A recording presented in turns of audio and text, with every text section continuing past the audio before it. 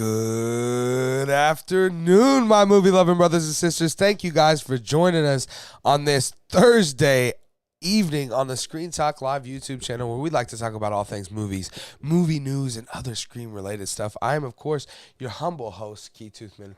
I am joined today by my friend, colleague, and co-host, Lucas Farney. Lucas, how's it going today, buddy? It's going pretty well, man. How are you doing?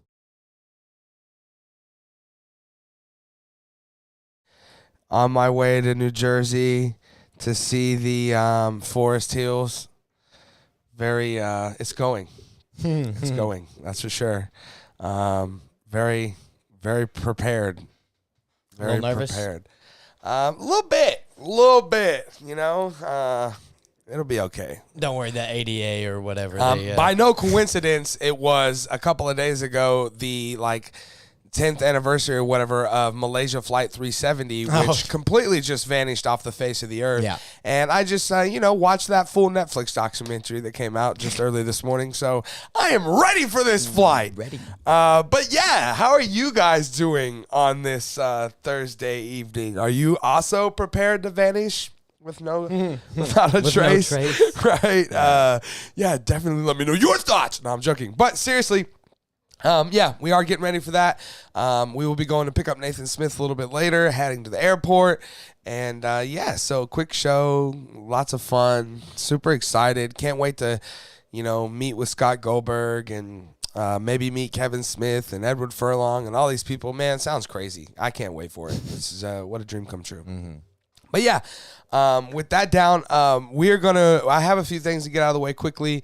Our Xbox Series S we're trying to give away. We are creeping towards that 20K subscriber mark, and it's just going to, like the Malaysian Flight 370, that Xbox is just going to go and no one's going to get it. So hopefully somebody, he can't get it if he's in prison. So hopefully somebody at some point is going to start sending in super chats, and that is the way you can enter in to win that Xbox. You can do it during a live show, including today's live show. Also, we do have our channel membership. Shout out to all our current channel members.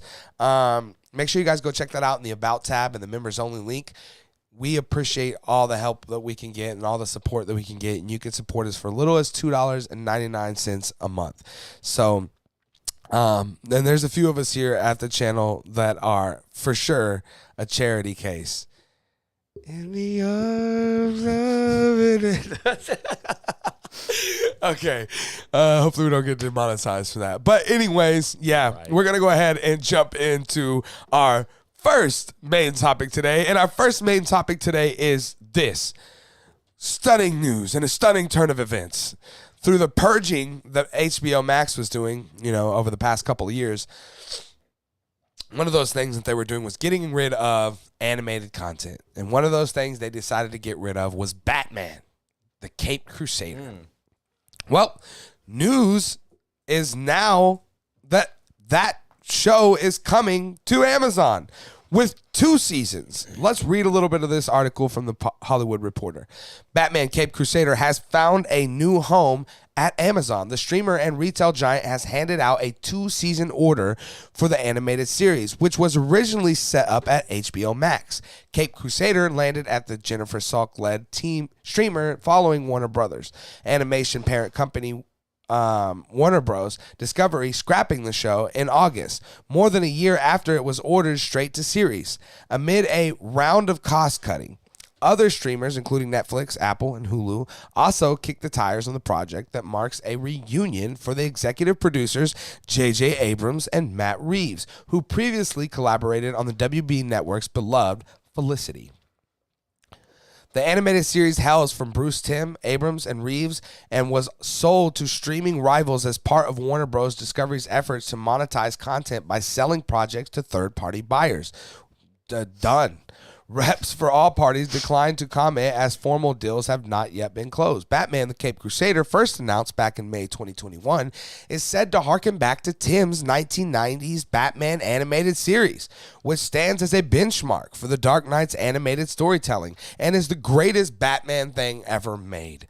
Comic book scribe Ed Brubaker is among the creative team and read and ran a writer's room and serves as Tim's right hand on the 10-episode first season.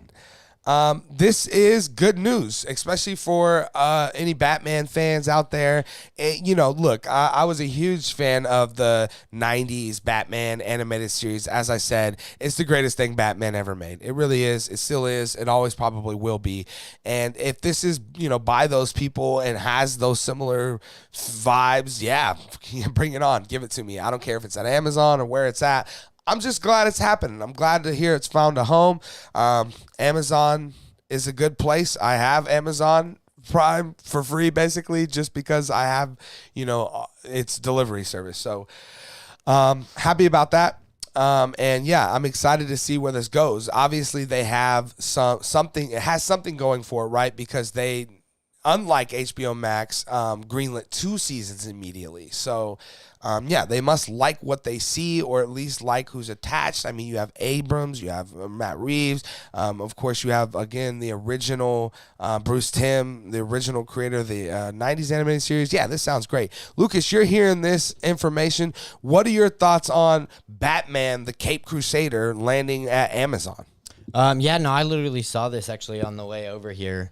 I had kind of forgotten that they were planning on doing a not like a reboot totally exactly, but pretty much a reboot of like the best Batman content probably ever, other than maybe, Batman Arkham City, the games or whatever. Totally forgotten that they had announced this. I mean, it's been 2 years or whatever since then, and so it's kind of exciting. I loved that Batman Caped Crusader show growing up, and recently it was on HBO Max. I think it probably still is, the 90s one, and I rewatched a lot of it with I believe Trevor, they took all of that off. I think so too, yeah.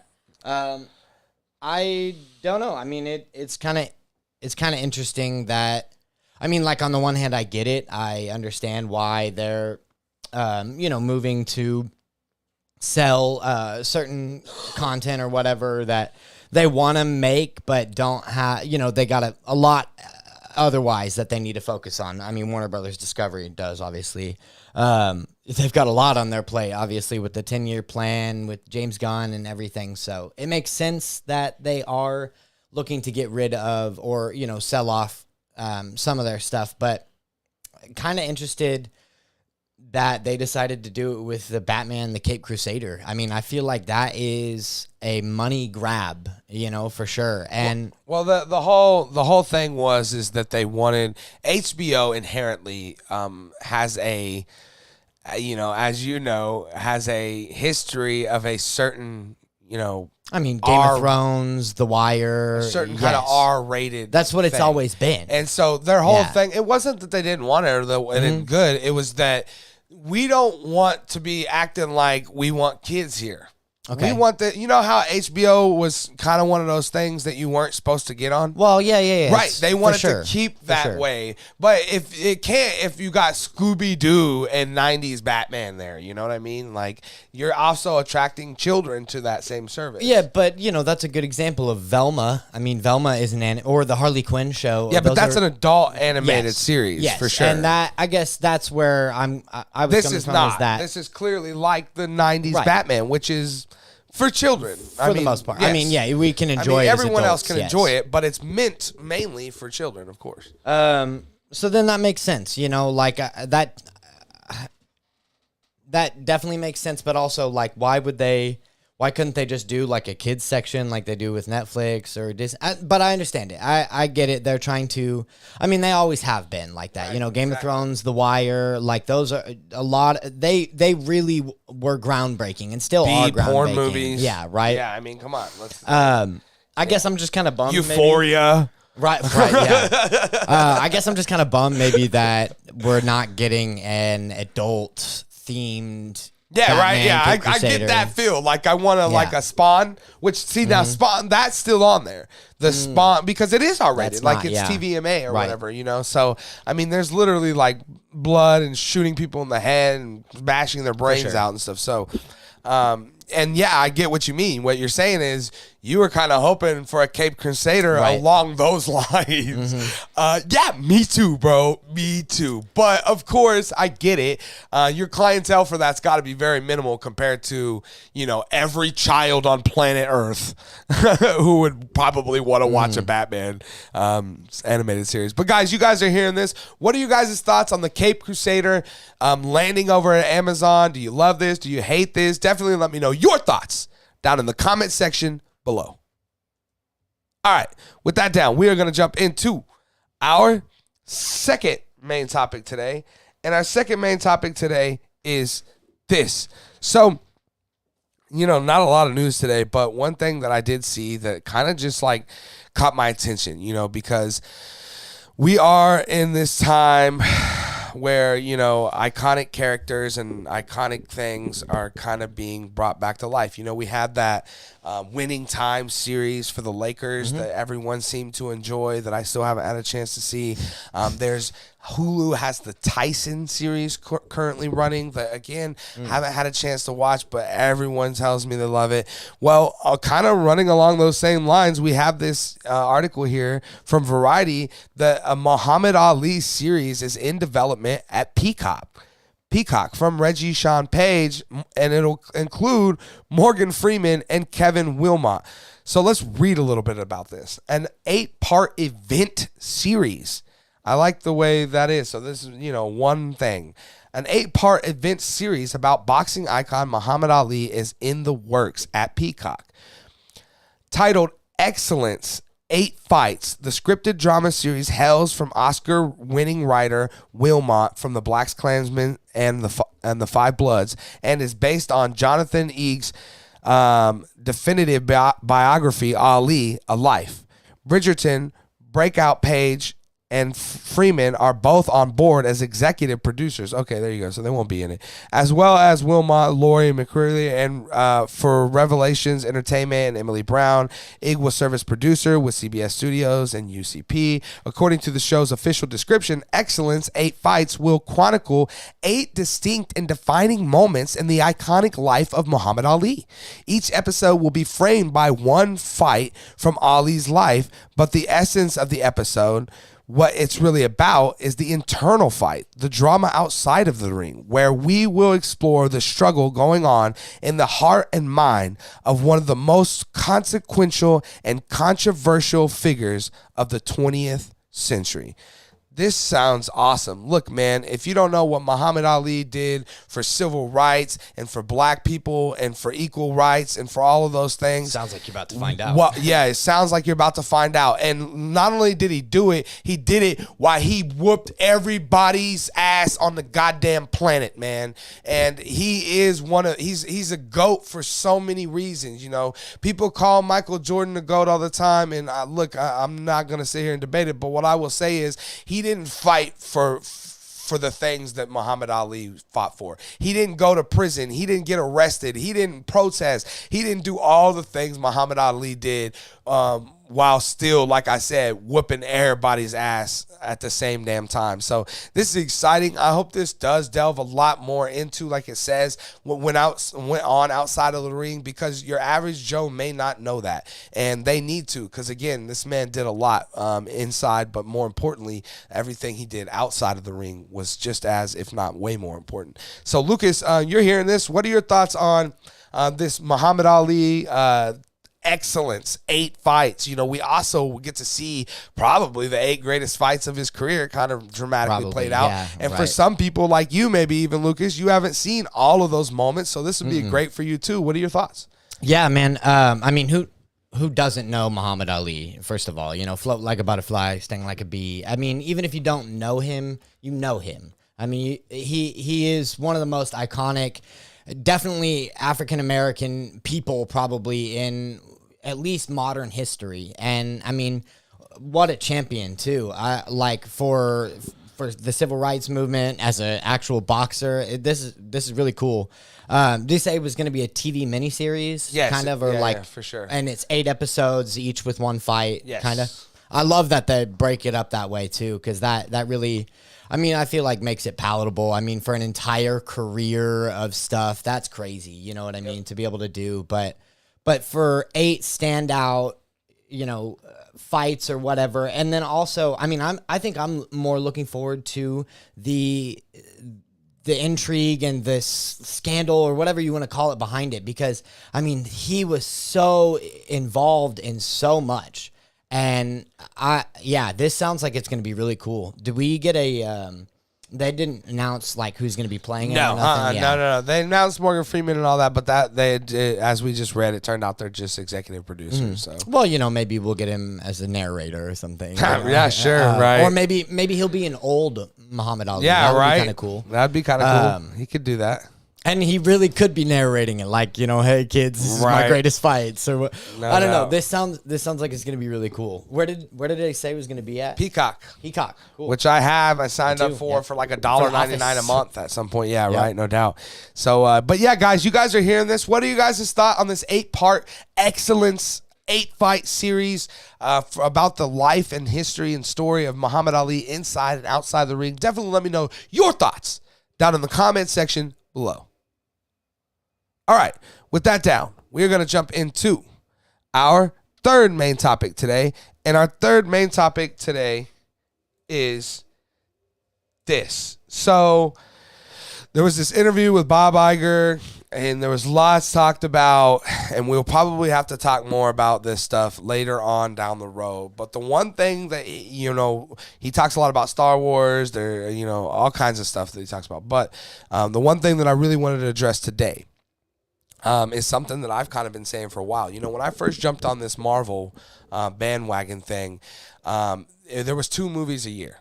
And I remember like a year or 2 after I had jumped on, they moved up to 3 movies a year. And when they moved up to 3 movies a year, I remember thinking, oh my God, yes, more. I can't wait till they do 4.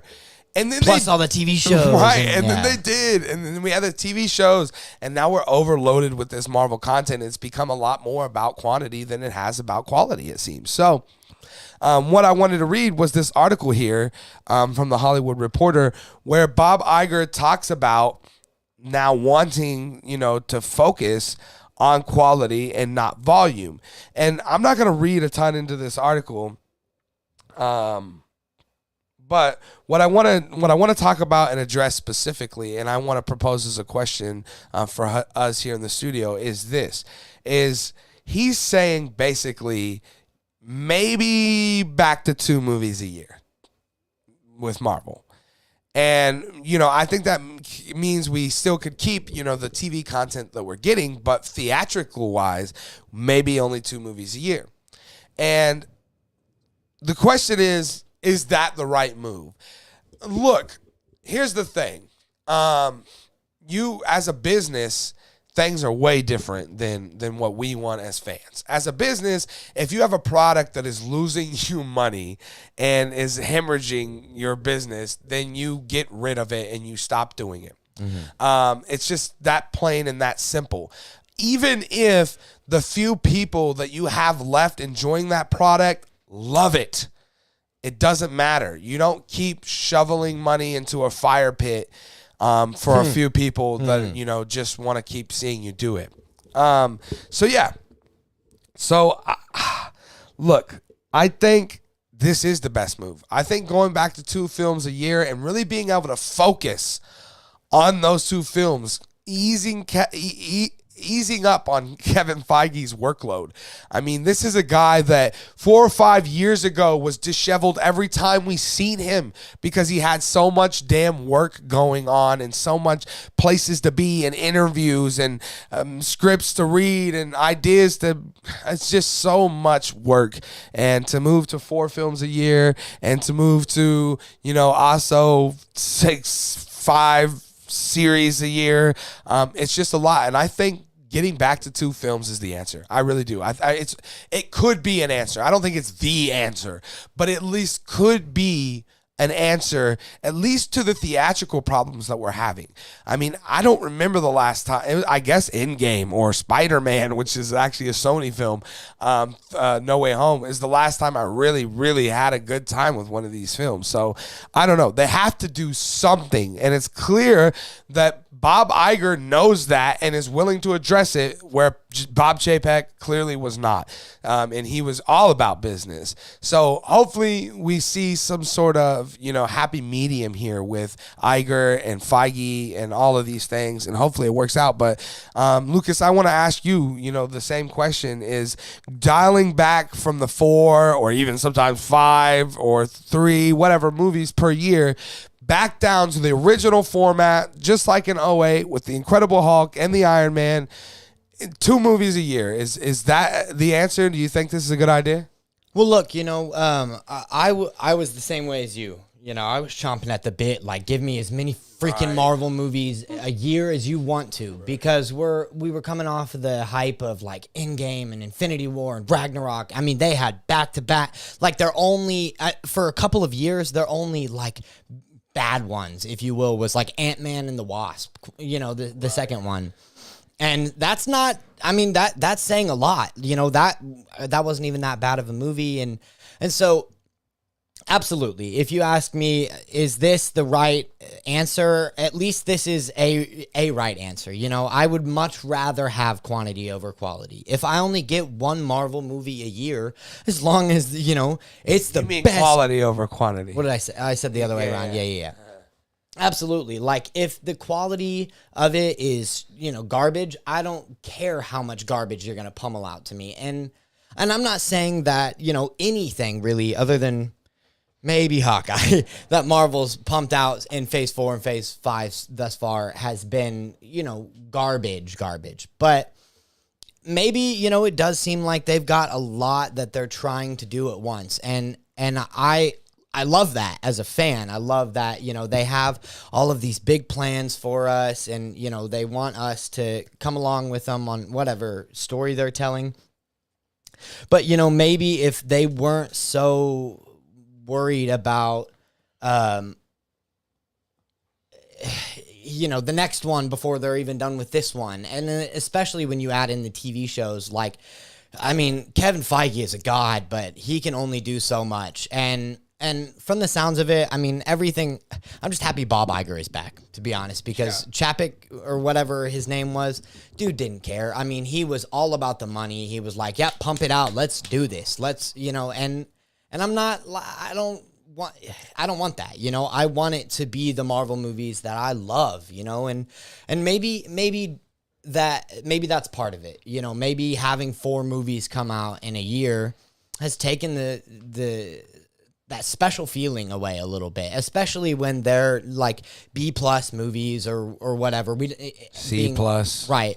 I mean, it just sucks. And if we have to go down to 1 or 2 movies a year again, and we get a couple TV shows, that might prolong Phase 4, 5, and 6, or I guess 5 and 6 that is. And it might prolong how long until the next Avengers movie, but man, I don't care. Like, take your time, put the effort into it that each movie deserves, and don't just be pumping stuff out because of quantity numbers or whatever. But, if they were also not making everything so connected, like right now, they could make an Avengers movie with a whole different team that, has nothing to do with this world at all. I mean, there should just be a lot more going on with the things that they do have that are successful. Again, the Avengers franchise makes $1 billion every movie that comes out, at least. So, like we talked about 2 years ago almost, this can't sit on a shelf for 5 years. It shouldn't. Sorry, go ahead. Go ahead. Going. I was just going to say, maybe that's part of it, right? Maybe that, like, we as fans feel so bogged down by so much happening, and at the same time I love that, but also like, if you limit yourself to a certain amount of movies a year, that is going to force you then to, if you still want to move forward with where you're going, with the story and Phase 4 and 5 and 6 and all that, this just makes you slow down and focus on like what really is important. I mean, if you have 4 movies coming out a year, you can introduce whatever, do whatever, and that I feel like has had an effect on the audience in that, oh my God, there is so much coming out.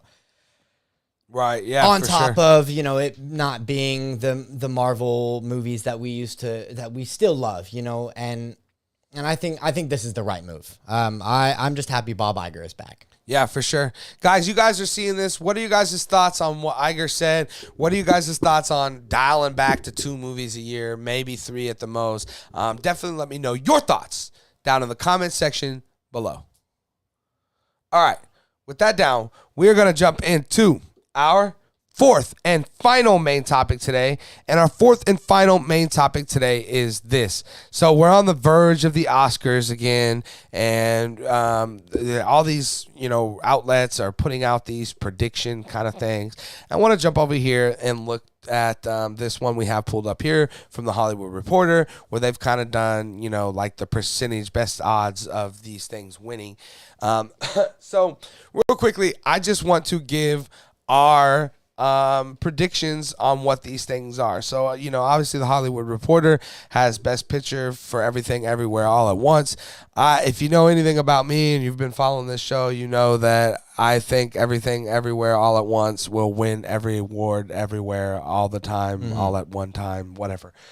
So I'm going to go with the Best Picture. And it's hands down. There's no debating it. The greatest film that I've seen in this last year, and one of the greatest films I've ever seen, is Everything Everywhere All at Once. It should win this category pretty freaking easily. So, Lucas, what are your thoughts? Best Picture? I mean, you got Everything Everywhere Yes. All at Once. Everything The Everywhere Banshees All of at Once. Inisherin, Tar, All Quiet on the Western Front, Top Gun Maverick, That The definitely not Fablemans, that one. Elvis. I know you've seen that. I have seen Triangles that one of a couple times, Sadness, yeah. Women Talking, Avatar: The Way of Water. I mean, look, I think that Everything Everywhere All at Once. I haven't even seen it. Ah! Yeah, I know. But look, I from what I know of you and what you've told me about it, I mean that movie deserves to win.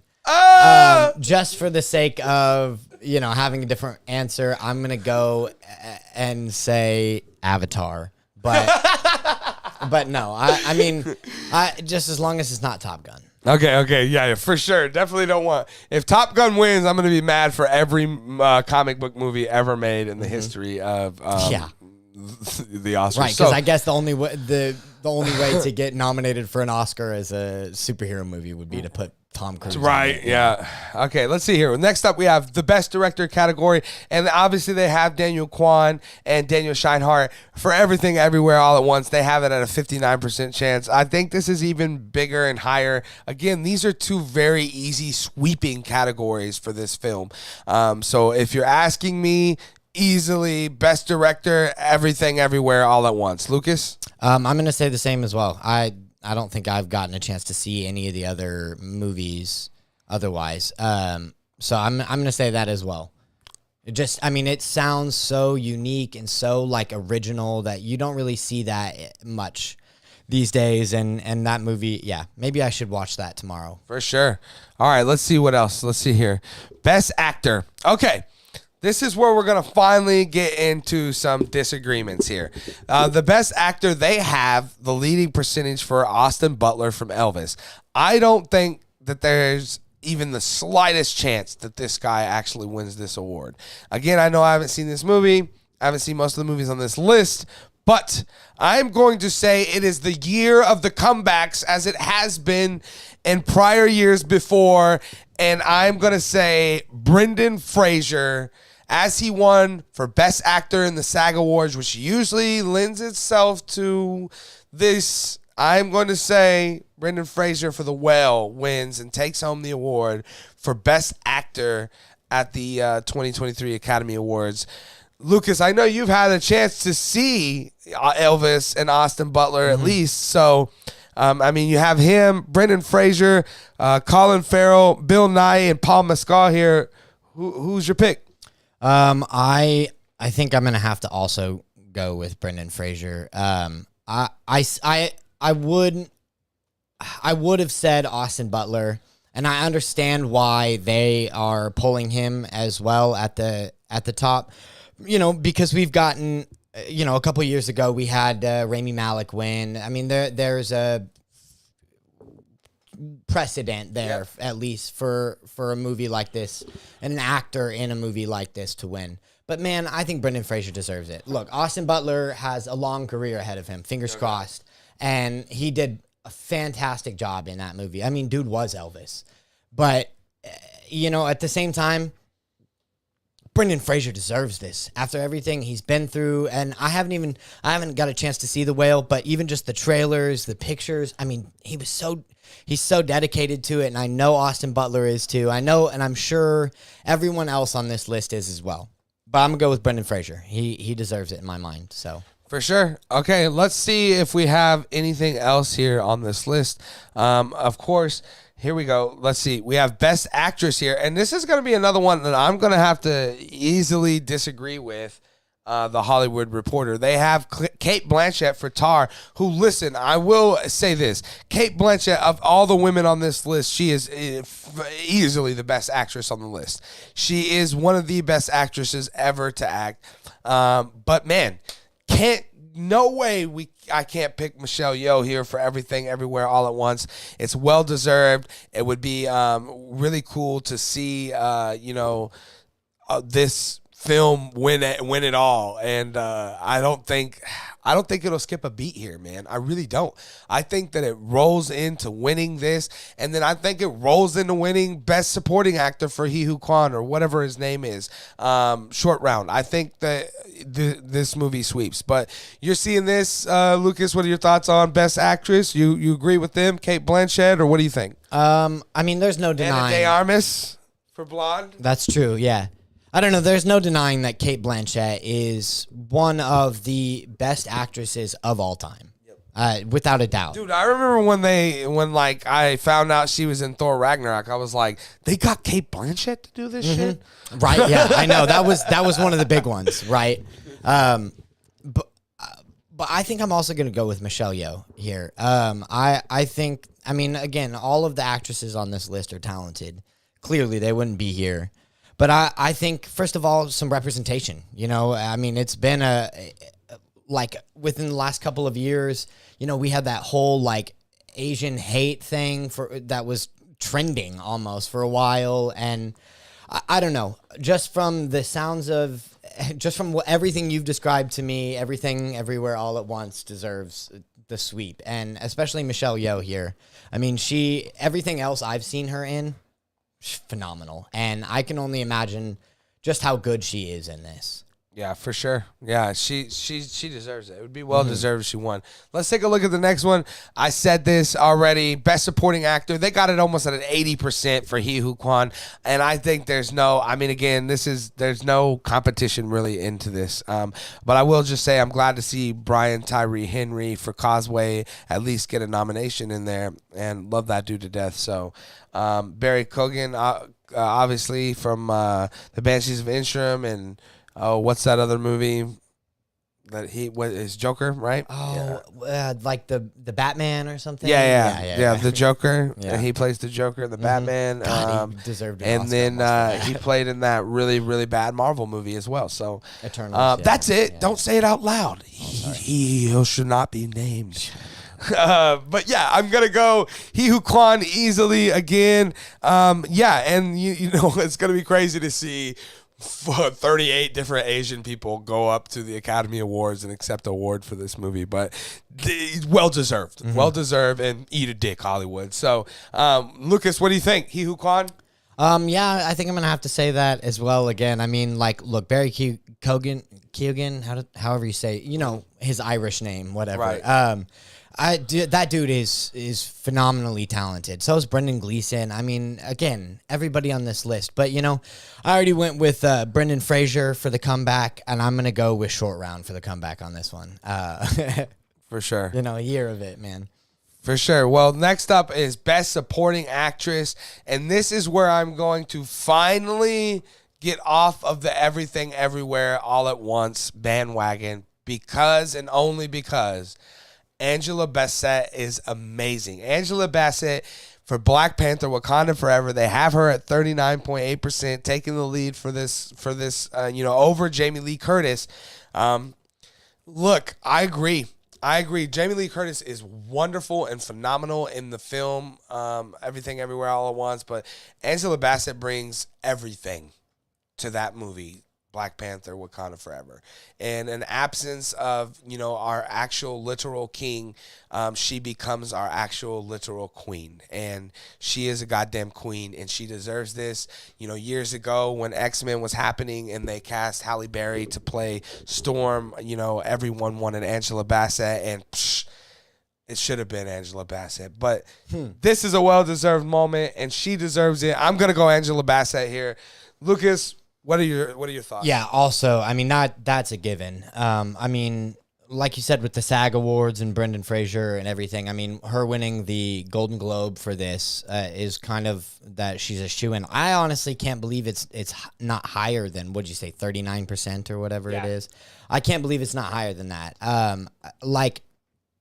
mean, I will say that, Everything Everywhere All at Once has 2 actresses in this category here, which is exciting. Yep. It is. But I'm also going to jump off the Everything Everywhere All at Once bandwagon and jump to Angela Bassett. I mean, man, if you haven't seen Black Panther 2, bring some freaking tissues because she will rip your heart out. And dude, yeah, she's just a standout. And there's nobody, I think this year that deserves an Oscar more, maybe. I don't know. She was so good. No doubt. For sure. Her performance was compelling, man. Like, it made you, you know what I mean? Yeah, like, I really freaking felt it. You like thought her Chadwick kids Boseman died. was, yeah, right? No doubt. her actual son. And it just got worse for her. Like, it piled on, right? And then Shuri, she got kidnapped, so she thought she was dead. I mean, Jesus and then her Christ. kingdom. And her fucking husband was, murdered a movie ago. Yeah, right. At a bomb exploded to death. But anyways, let's see. Best original screenplay. Look, they got this pretty even between the Banshees of Inisherin and Everything Everywhere All at Once. I'm gonna go Everything Everywhere All at Once with this one again. I mean, I just cannot imagine.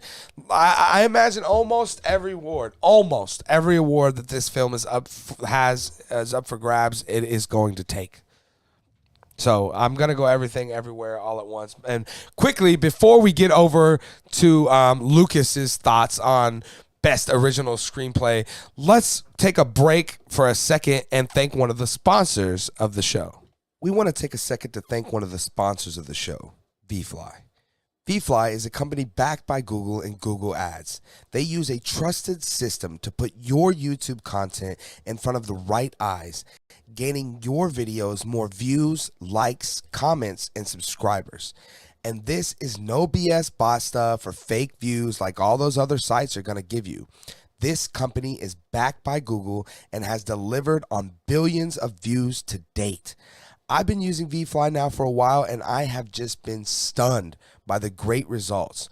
Go visit VFly now with the link in the description, and thank you to VFly for being a sponsor of the Screen Talk Live YouTube channel.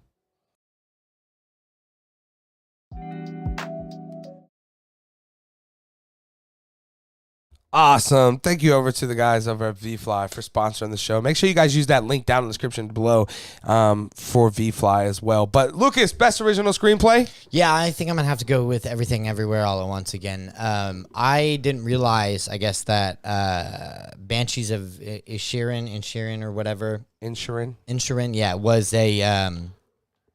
I guess I didn't realize it was an original screenplay. I kind of just assumed that was another, just an adaptation. Adaptation, yeah, for sure. But just from the sounds again of what you've described this movie, I mean, this sounds like one of the most original movies in a long time. That's right. And that's why they have this here. You know what I mean? That's why they have this category is for movies like this. Yes. Right? For sure. Yeah. Again, I just can't imagine it not winning these other things.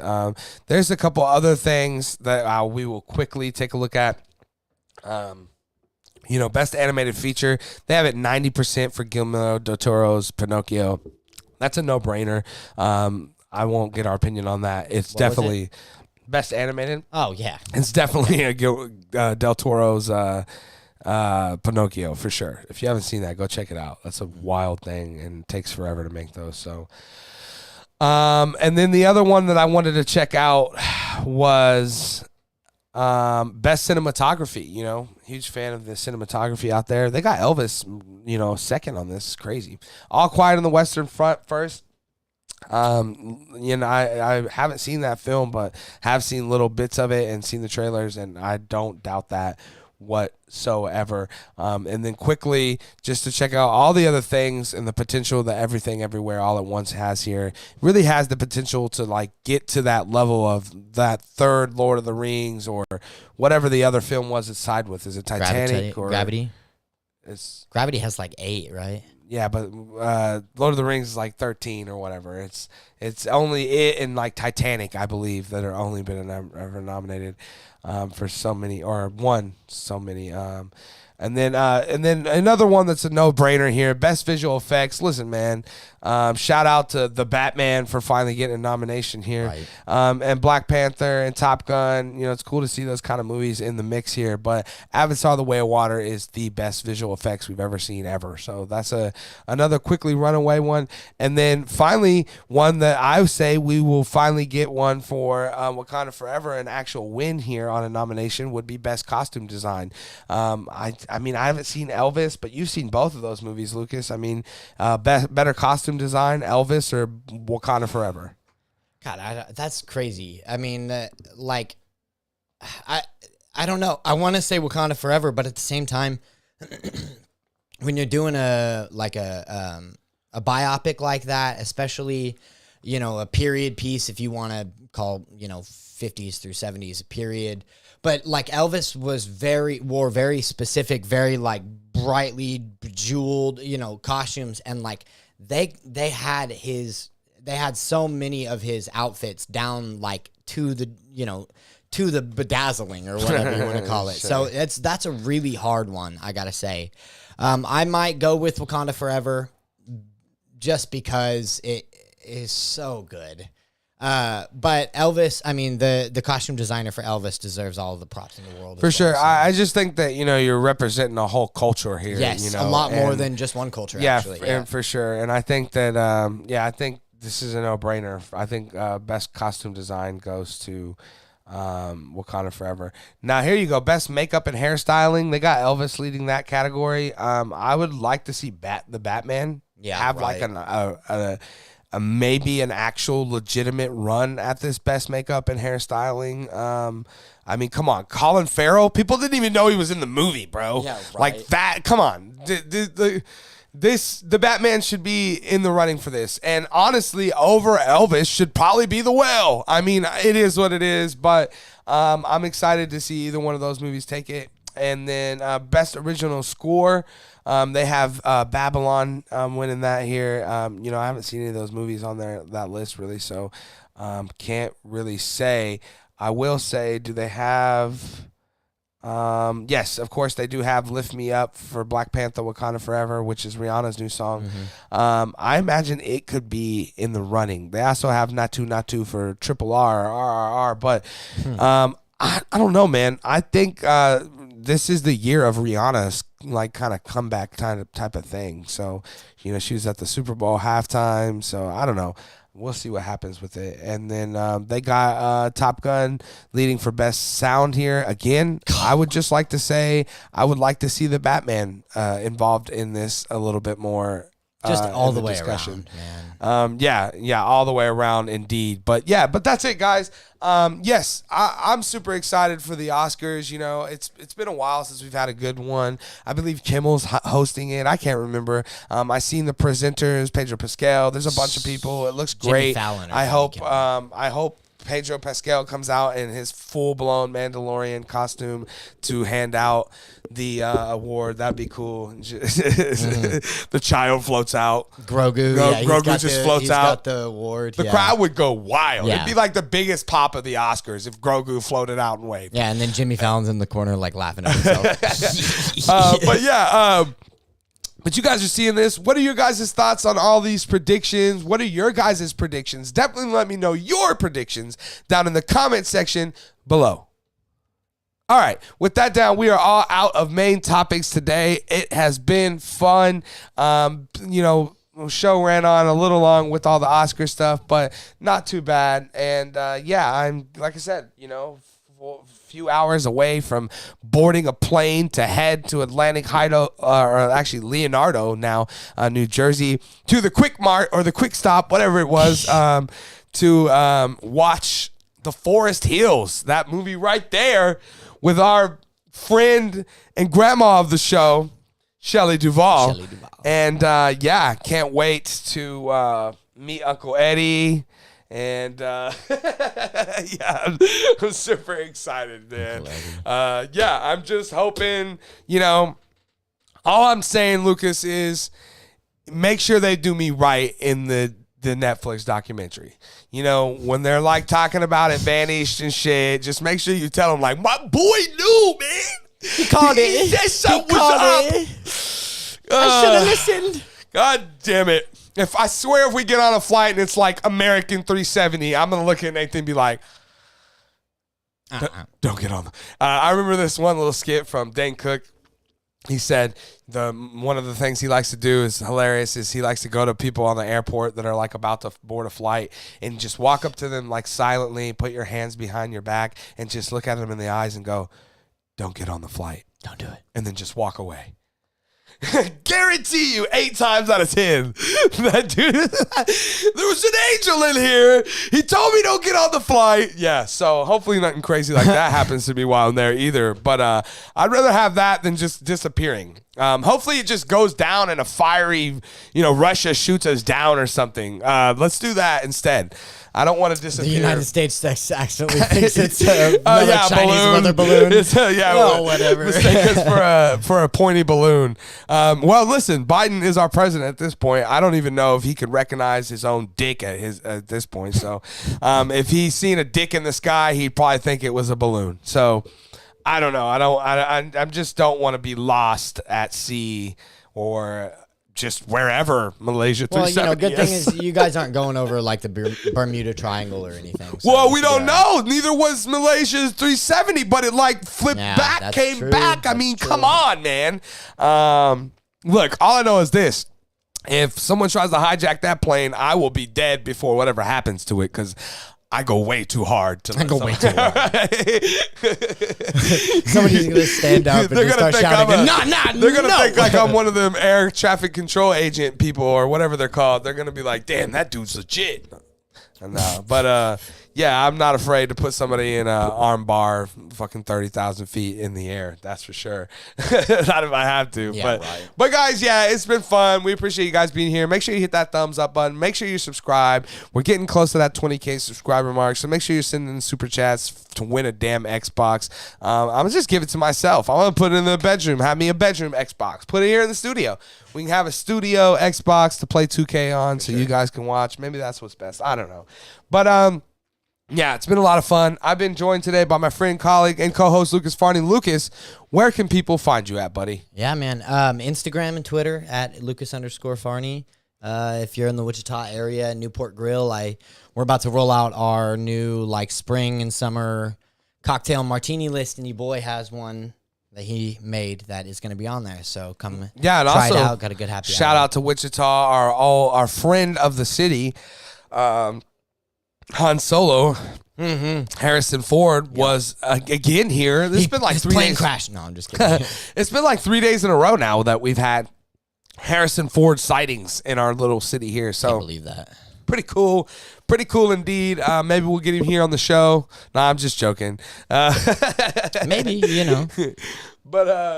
But yeah, it's like I said, it's been a lot of fun. I am preparing for this flight. We'll have lots of more updates, and maybe I'll put little stuff up as I go. I don't know. I've never flown. I'm pretty sure most of the time I'm just going to be shitting and pissing my pants. So look, it's like it's landing and taking off that really are the only bad parts. That, or if you end up going through like a thunderstorm cloud or something like that. But it's the turbulence of taking off and gravity. But once you level out, well, one of them's an 8-person plane. So, shout out to Nathan for dealing with my bullshit.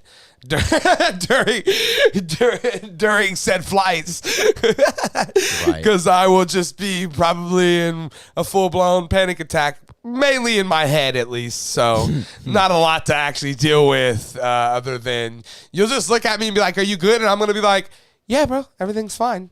But in my head, there's like a raging war of shit going on. So that's anxiety. That's how it works, guys. If you didn't know, we're trying to get a sponsor for the show for mental health here. So I would like something like that. But yeah, anxiety's crazy, and I will get through it. I will get to New Jersey, where I am proud and happy to say recreational marijuana is legal. And maybe that will make me feel better when I get there. So we'll see. And I am excited. I'm glad to be going with Nathan. And like I said, I'm really super excited to finally actually get to shake hands with Scott Goldberg, director of The Forest Hills, who set us up with the interview with Shelly and get his signature and get all that stuff. Man, I'm excited. I mean, honestly, Lucas, it's kind of like the Shelley Duvall thing all over again. Yeah. It hasn't set in. Like, I'm literally about to leave for the airport in the next few hours, and I still I'm here doing this show with you. I mean, it's just crazy. You know what I mean? I do. It feels so unreal, or surreal, or whatever. It just, I don't fucking know. I mean, it's just crazy, man. It's just crazy. So Yeah. I'm excited to get out there and get on the plane, get this experience over with so we can start flying all the hell around. So, yeah.